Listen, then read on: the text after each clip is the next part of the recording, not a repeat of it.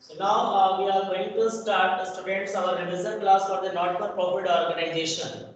So as not-for-profit organization, you know, this is the organization which run not for the profit earning but for the social motive. Okay. So this type of organization used to prepare the financial statement like income expenditure account and balance sheet. That's it. But before preparing the income and expenditure account, one more account we need to make prepare. So that is what receipt and payment account. तो ध्यान से समझना कि not for profit organization में in this chapter we prepare receipt and payment account, right? सबसे पहले हम receipt and payment account बनाते हैं. This is just like cash account, ठीक है, या कैश बुक कह सकते हो. ये जस्ट लाइक कैश. कैश में क्या होता है? कैश में, कैश बुक या कैश अकाउंट में जितना पैसा आता है हम उसको डेबिट में लिखते हैं यानी रिसिप्ट साइड में, और जितना पेमेंट करते हैं उसे क्रेडिट में. This means payment side.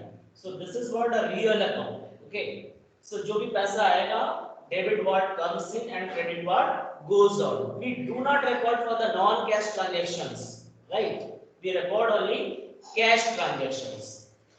Second is income and expenditure account. So income and expenditure account is just like profit and loss account. देखो आप सिर्फ नाम चेंज हो गया. जहां हम लोग प्रॉफिट एंड लॉस लिखते थे वहीं पे प्रॉफिट की जगह हमने इनकम लिखा है, लॉस की जगह पर एक्सपेंडिचर लिखा हुआ, राइट?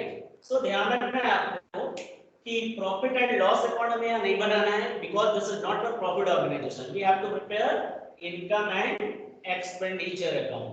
सारे रूल्स सेम होंगे. This is what a nominal account. Income and expenditure account is a nominal account in which we record debit all expenses and losses and credit all income and gains. Okay.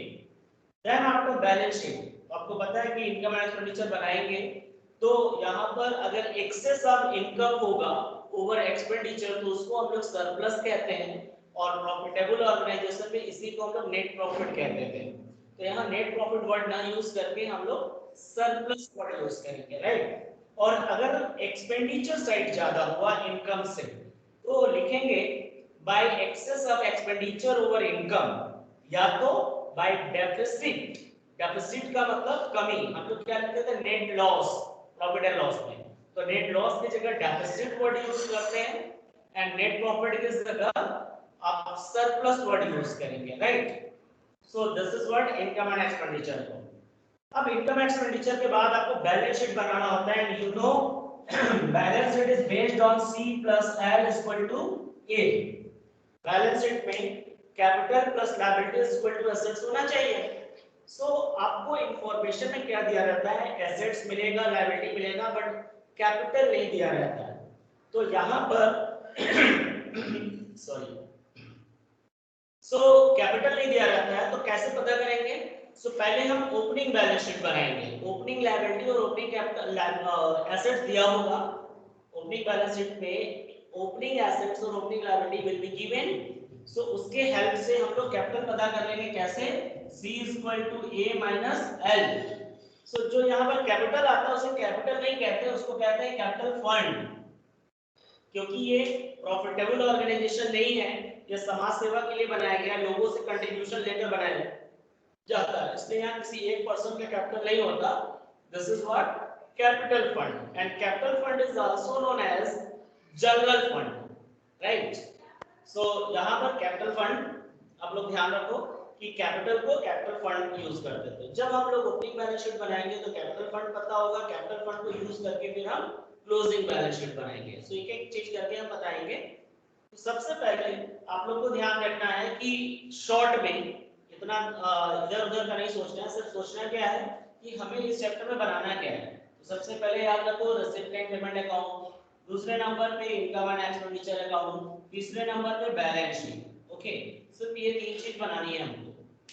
अब रही बात कि receipt और payment में क्या होगा, तो जैसा मैंने बताया receipt and payment account start with the debit balance of the cash, यानी ओपनिंग बैलेंस से स्टार्ट होता है तो बैलेंस बड़ी लिखते हैं.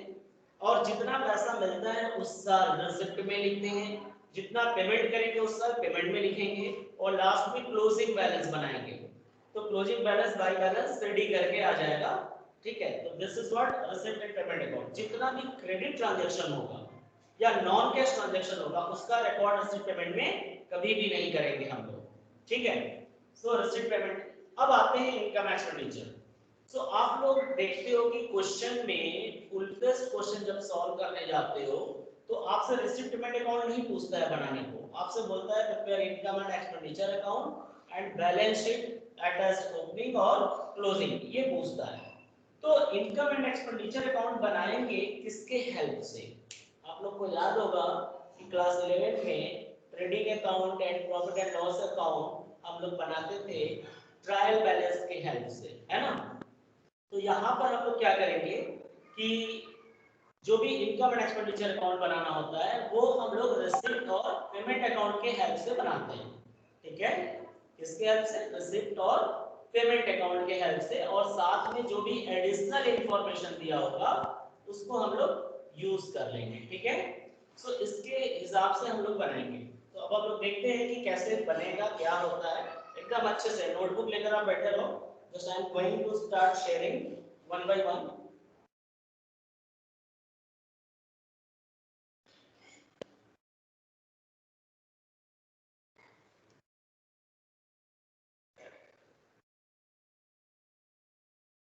Okay. तो देखो बेटा, सबसे पहले हम रिसिप्ट और पेमेंट अकाउंट के बारे में जानकारी देंगे और इसी से आपका इनकम एक्सपेंडिचर अकाउंट भी क्लियर होगा। ठीक है, सब अच्छे से समझना। ठीक है, तो यहाँ पर रिसिप्ट एंड पेमेंट अकाउंट, और रिसिप्ट और पेमेंट अकाउंट जो बनता है बहुत ध्यान से समझना आप लोग, तीसरी बार मैं बता रहा हूँ, और बहुत ही क्लियरली। कोई भी डाउट होगा आप अलग से पूछोगे चैट बॉक्स में, बट अभी ध्यान दो। रिसिप्ट एंड पेमेंट अकाउंट जो हम डेट लिखते हैं, एक एक चीज ध्यान से रखो, सब एमसीक्यू क्वेश्चन में आ सकता है। For the year ended, year ended generally हम 31 मार्च यूज करते हैं, जैसा क्वेश्चन में दिया हो, और 20 डैश लिख दिया, जो भी ईयर हो एक्चुअल। ठीक है, 2020 मतलब हम नहीं लिखे हैं, 20 के बाद 19 हो सकता है, 20 हो सकता है, 21, जो भी दिया होगा क्वेश्चन में। ओके, सो ये है फॉर्मेट रिसिप्ट और पेमेंट अकाउंट का। सो आप सभी लोग अच्छे से ध्यान से समझोगे जो मैं बताने जा रहा हूँ। ठीक है, ये है रिसिप्ट और पेमेंट। तो डेबिट साइड में रिसिप्ट हम लिखेंगे और यहाँ रुपीस, और यहाँ लिखेंगे हम पेमेंट। ठीक है, और रुपीस। तो देखो ये सारी चीजें क्वेश्चन में दी हुई होती हैं, अच्छे से समझोगे। So receipt, you know this is what debit side and this is what credit side. तो रिसिप्ट और पेमेंट, जैसा कि नाम बता रहा है कि जितना भी पैसा आएगा इधर, जो पेमेंट करेंगे इधर, चाहे वो किसी भी ईयर से रिलेटेड हो, बट अगर आपको इस डेट और ईयर में मिल रहा है, जिस डेट का आप बना रहे हो, उस करेंट ईयर में आपको जितना भी पैसा मिला आप इधर दिखाओगे रिसिप्ट में, चाहे वो करेंट ईयर से रिलेटेड हो पैसा, या अगले साल के लिए एडवांस मिल गया हो, या पिछले साल का बकाया मिला हो, कुछ भी अगर इस साल मिल रहा है तो वो सारा पैसा रिसिप्ट में जाएगा। लाइकवाइज पेमेंट, पेमेंट हम इस साल का खर्चा कर रहे हैं, या पिछले साल का अभी नहीं किए थे बकाया था उसको इस साल पेमेंट कर रहे हैं, या अगले साल के लिए हमने एडवांस पेमेंट कर दिया।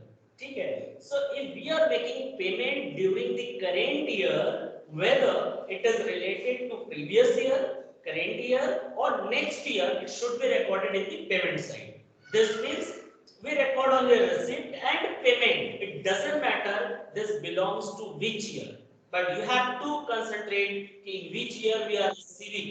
If you are receiving in the current year, what you have written the date, so you should write here. Okay, only cash transaction or bank transaction. Okay, non-cash transaction should not be recorded here as a credit, because we will not receive and not payment if you are doing the transaction on credit basis. Okay, So receipt will start generally opening balance to balance.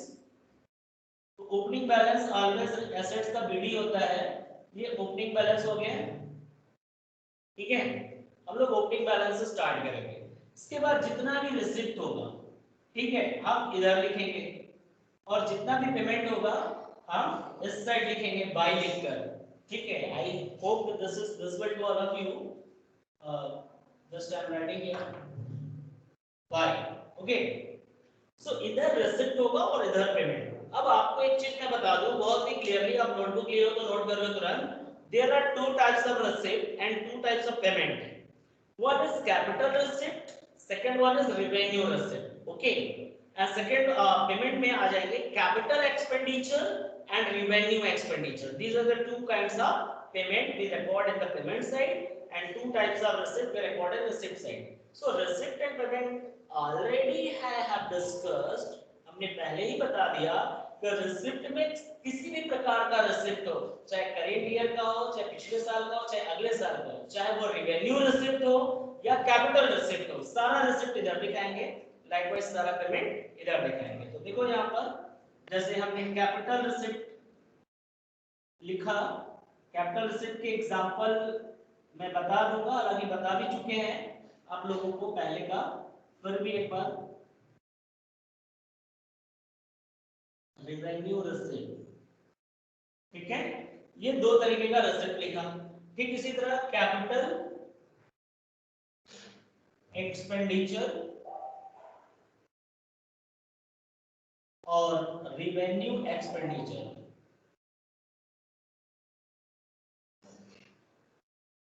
Concept अब समझ लो पहले, फिर बाकी हम लोग सीखते हैं।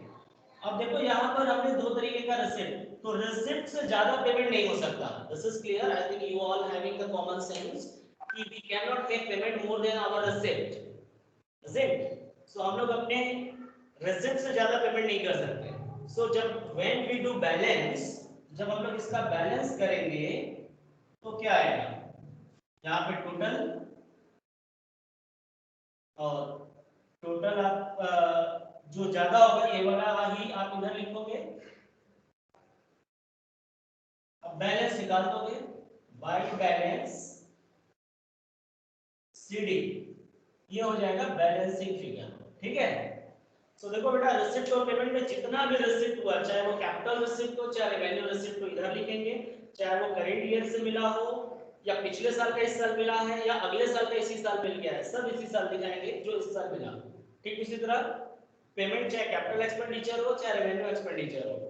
अब दूसरा चीज कि पेमेंट इस साल से रिलेटेड है या पिछले साल वाला इस साल कर रहे हैं या अगले साल का इसी साल कर रहे हैं, सारा इसी में दिखाएंगे if we are making payment, right. So ये हो गया आपका रिसिप्ट और पेमेंट अकाउंट, ओके। अब क्वेश्चन होता है कि हम लोग इनकम एक्सपेंडिचर अकाउंट कैसे बनाते हैं। सो बेटा आप लोग को पता होगा कि income and expenditure account is a nominal account and we record all the revenue, income and revenue expenditure over there. So with the help of receipt and payment account, ध्यान से सुनो, with the help of receipt and payment account and some additional information we prepare income and expenditure account, right। so हम लोग यहाँ लिखेंगे income and expenditure account। देखो income expenditure account कैसे बनाते हैं ये भी आप देख लो साथ में, यहाँ पर भी डेट लिखेंगे फॉर the year ended या ending 31st March 20, जो भी 20 के बाद ईयर होगा, ठीक है।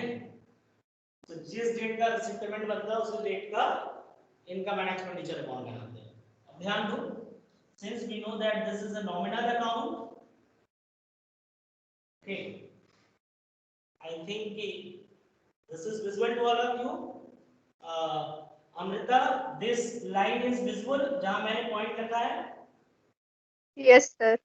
ओके, सो देखो इस साइड क्या होता है एक्सपेंडिचर, डेबिट साइड में क्या होगा एक्सपेंडिचर,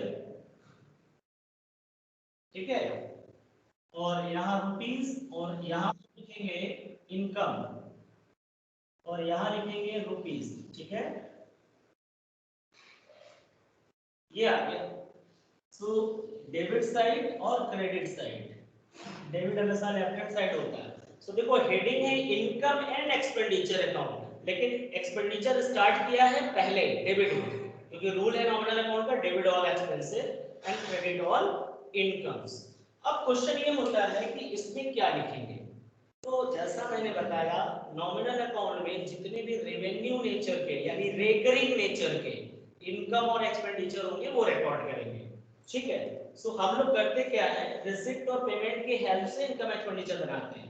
तो देखो एक्सपेंडिचर पेमेंट साइड में होता है, तो आप देखो इधर आता है, ठीक है, और इनकम इस साइड होता है, तो इस साइड आएगा, रिसिप्ट में से इनकम इस साइड आएगा, तो क्रॉस आता है। अब क्वेश्चन है कि पेमेंट में ऑल काइंड्स ऑफ पेमेंट होता है और रिसिप्ट में ऑल काइंड्स ऑफ रिसिप्ट होता है, तो कौन सा रिसिप्ट इनकम में जाएगा और कौन सा पेमेंट एक्सपेंडिचर में आएगा, ये समझना है।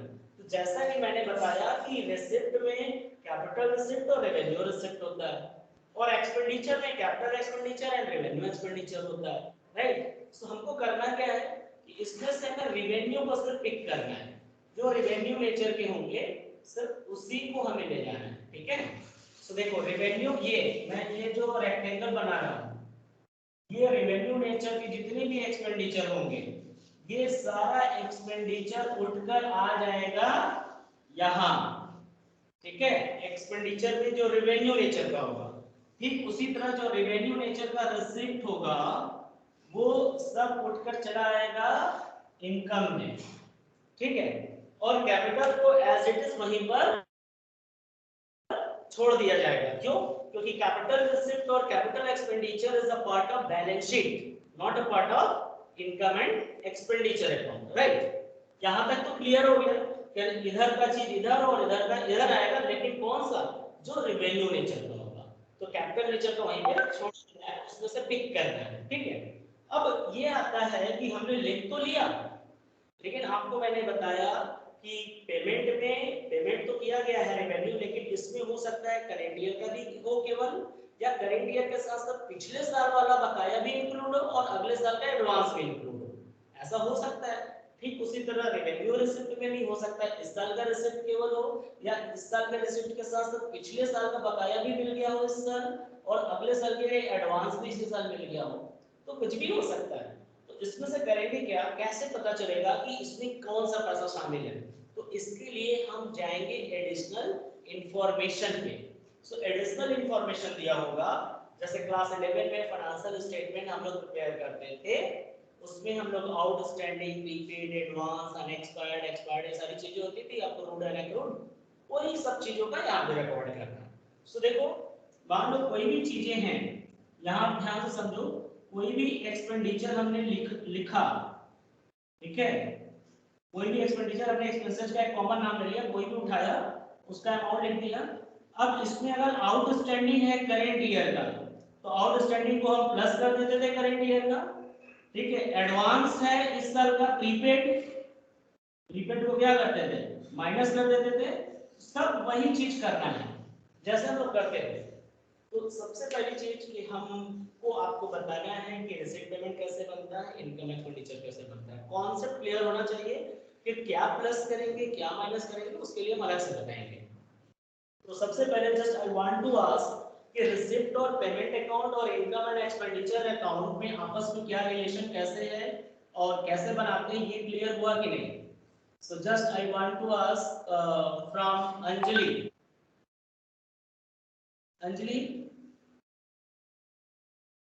Yes sir. एक्चुअली आप बताओ कि रिसिप्ट पेमेंट और इनकम एक्सपेंडिचर का रिलेशन समझ में आया, कैसे प्रिपेयर किया जाता है with the help of receipt and payment account to income and expenditure account?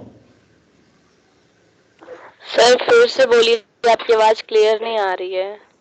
मैंने पूछा कि रिसिप्ट और पेमेंट और इनकम एंड एक्सपेंडिचर कैसे बनाया जाता है, इसका कॉन्सेप्ट समझ में आया?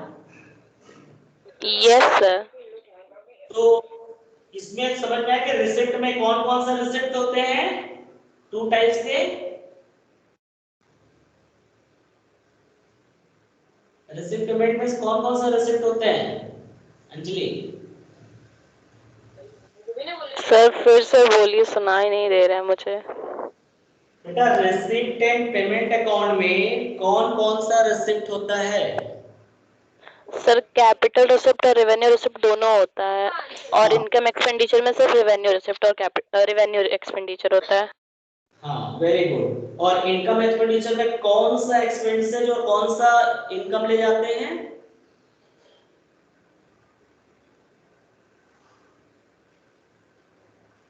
यस चलो गौतम, गौतम यस सर।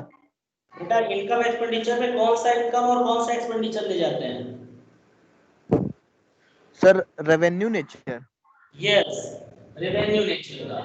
तो आई होप कि आप लोग को यहाँ तक का कॉन्सेप्ट समझ में आ गया होगा कि रिसिप्ट पेमेंट दिया होगा तो आपको परेशान नहीं होना है, सीधे इनकम एक्सपेंडिचर बनाओ, उसमें से पिक करो कि कौन कौन सा ऐसा आइटम है। मैं कुछ लिखवा भी दूंगा, वैसे मैंने पिछले क्लासेस में रिवीजन में पढ़ाया है, फिर भी एक बार बता देते हैं। अब हम लोग चलते हैं इसमें, आप लोग को एक फॉर्मेट दिखाते हैं इनकम एंड एक्सपेंडिचर अकाउंट का, ठीक है?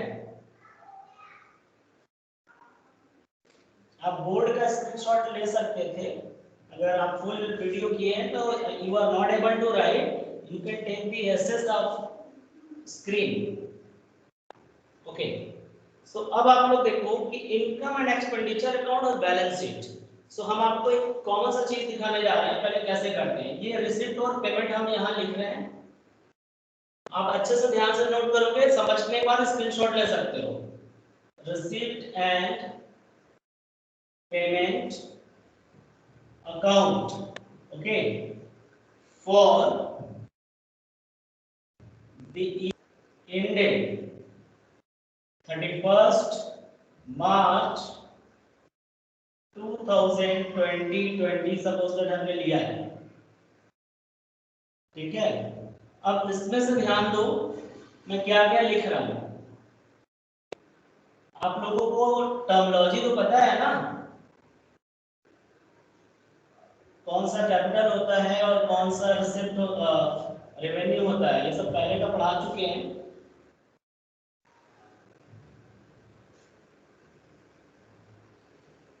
ओके, सो अब देखो यहाँ पर रिसिप्ट और पेमेंट है, मैं यहाँ कुछ लिख रहा हूँ, आप ध्यान रखोगे।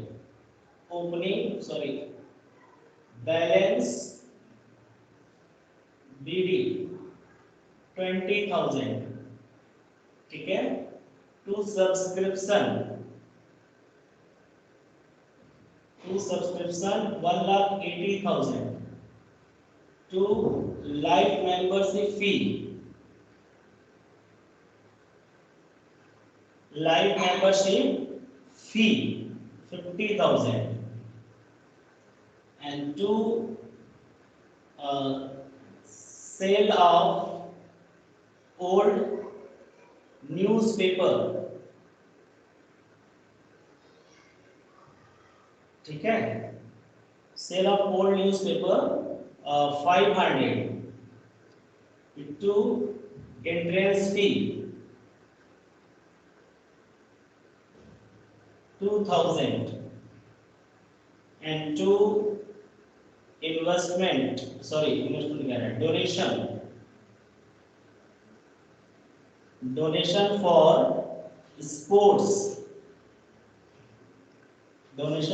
स्पोर्ट्स, सो 80,000। चलो यहाँ तक हो गया, तो इसको हम ऐड कर लेते हैं। 1,20,000 80 20 2,50,000, 280 2 लाख 2,82,500, ठीक है? अब इधर लिखते हैं पेमेंट में by salary 25,000, by rent 15,000, by investment 1 lakh, by books 80,000, और बाय बाइसिकल 30,000, बाय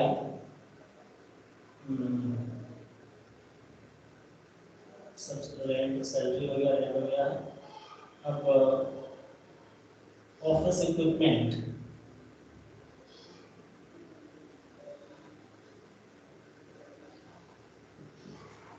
कितना हो गया, 180 को 30 40 70,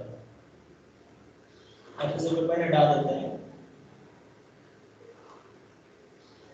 चलो by balance CD, so balance जो बचेगा वो निकालेंगे, तो 2,82,500, सो माइनस करते हैं।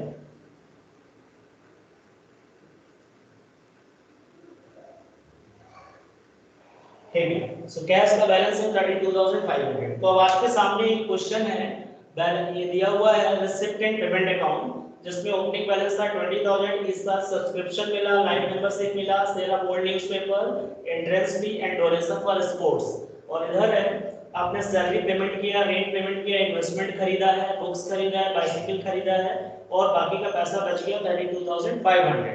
अब आपको बनाना है इनकम एंड एक्सपेंडिचर अकाउंट। ठीक है, तो आप लोगों को इनकम एक्सपेंडिचर बनाने के लिए आपको पता होना चाहिए कौन सा कैपिटल रिसिप्ट है और कौन सा रेवेन्यू है। ये बहुत बार पढ़ाया जा चुका है, आप किताब से भी पढ़ सकते हो। ठीक है, सो मैं एक एग्जांपल ले रहा हूं, अब इसमें इनकम एक्सपेंडिचर अकाउंट बनाने जा रहे हैं। तो देखो आप इनकम एंड एक्सपेंडिचर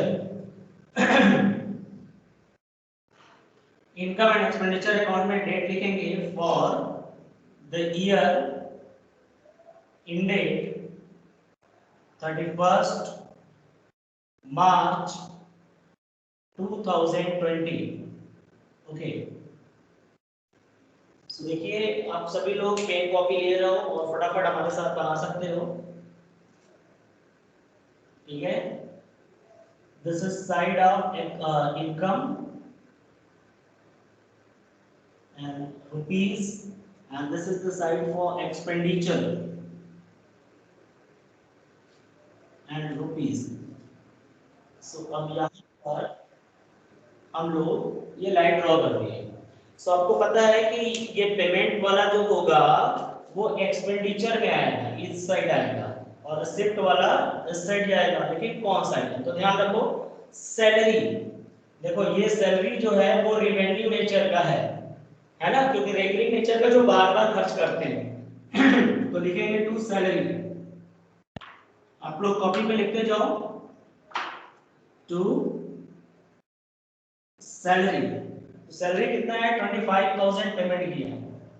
ठीक, फिर उसके नीचे आप देखो रेंट पेड किया हो। रेंट भी क्या होता है? रेवेन्यू नेचर का है, रेंट भी आप बार बार पेड करते हो, तो आप लिखोगे टू रेंट कितना है? 15,000। ठीक है, ये समझाने के लिए रेवेन्यू लेकर। अब इन्वेस्टमेंट क्या है? ये आपका नॉन करेंट एसेट्स है, बुक्स नॉन करेंट एसेट्स है, बाइसिकल नॉन करेंट एसेट्स है। तो जो नॉन करेंट एसेट्स होते हैं वो हमारा कैपिटल एक्सपेंडिचर होता है, मतलब वो रोज रोज नहीं खर्च करते, उसको हम इन्वेस्ट करते हैं अपने बिजनेस में प्रॉफिट अर्न करने के पर्पस से। तो इन्वेस्टमेंट किया गया बाहर के बिजनेस में, कुछ इनकम मिलेगा। बुक्स और बाइसिकल जिसका हम लोग रखेंगे, जिससे हमें कुछ इनकम मिलता है, हमारे बिजनेस के लिए एसेट्स है। तो जितने भी एसेट्स होते हैं वो कैपिटल एक्सपेंडिचर है। तो ये तीनों चीजों को हम नहीं दिखाएंगे, ये सब कैपिटल एक्सपेंडिचर हो गए, तो इसको छोड़ देंगे वही। तो हमारा इधर से दो चीजें आ गई। अब इधर से क्या ले जाना है? सब्सक्रिप्शन। तो देखो ये सब्सक्रिप्शन जो है ये रिवेन्यू नेचर का है ना, ये रिवेन्यू नेचर, क्योंकि हमारा जो बिजनेस है, मतलब बिजनेस सॉरी, जो हमारा ऑर्गेनाइजेशन है, the main source of income of such kind of organization is subscription, because every year each and every member of the organization need to subscribe a fixed amount. ठीक है, this is what subscription। तो ये हमारे लिए income है। So income revenue nature का है, क्योंकि हर साल मिलना है। ठीक है, तो सब्सक्रिप्शन यहां लिखेंगे कितना? 1,80,000। ठीक है,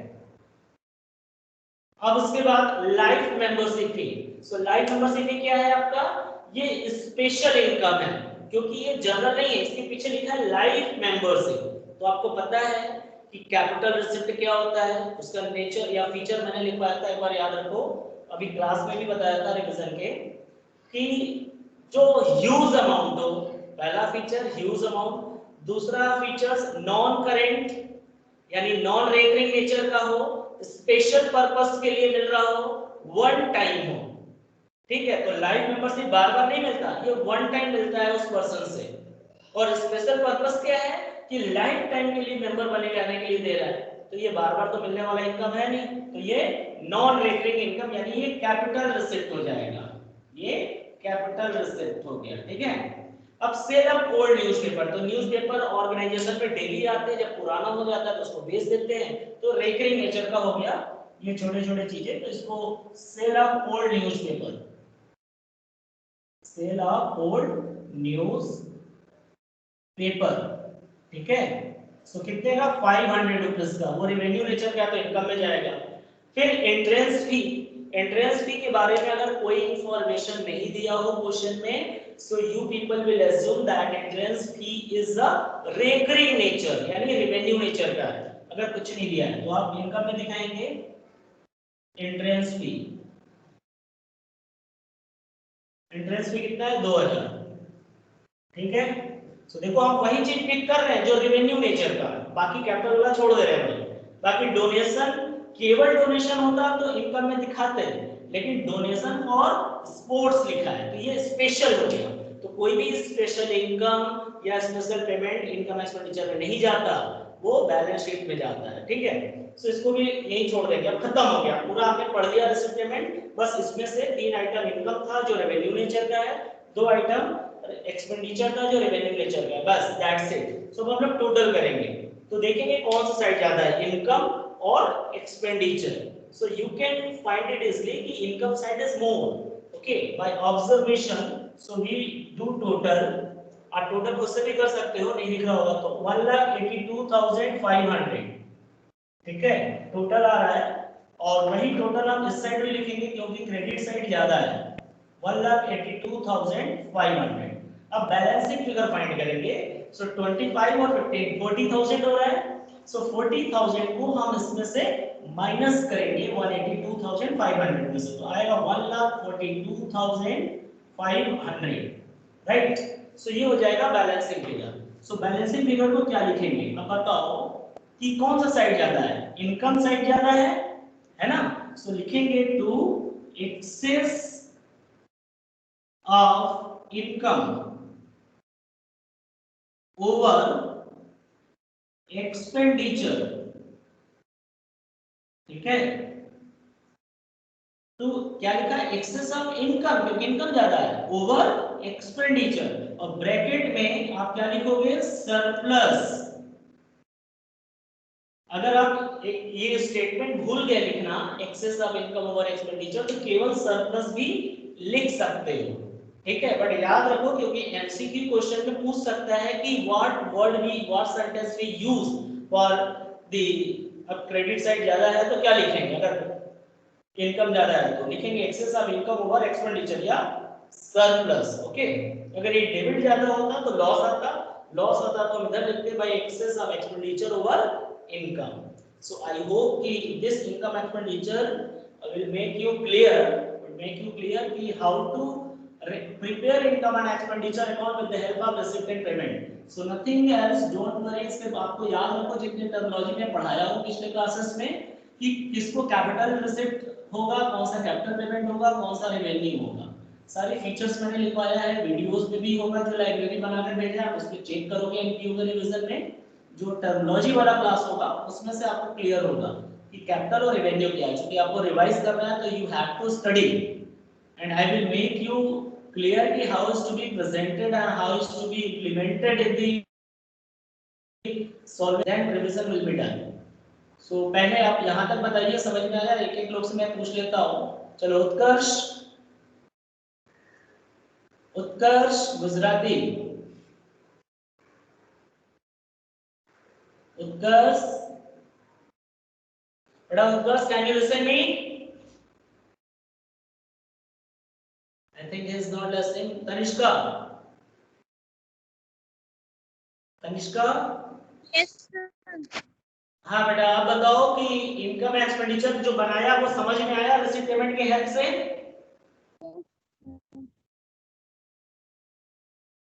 Tanishka, you speak. Yes, sir. Yes, sir. Okay. Sumesh, Sumesh, Sumesh is not speaking. Okay, Shivani, yes sir. बेटा क्लियर है रिसिप्ट पेमेंट और इनकम एंड एक्सपेंडिचर कैसे बनाया जाएगा? Yes sir. Okay, Ritika, Yes, sir. Clear है. Okay, so Priyesh,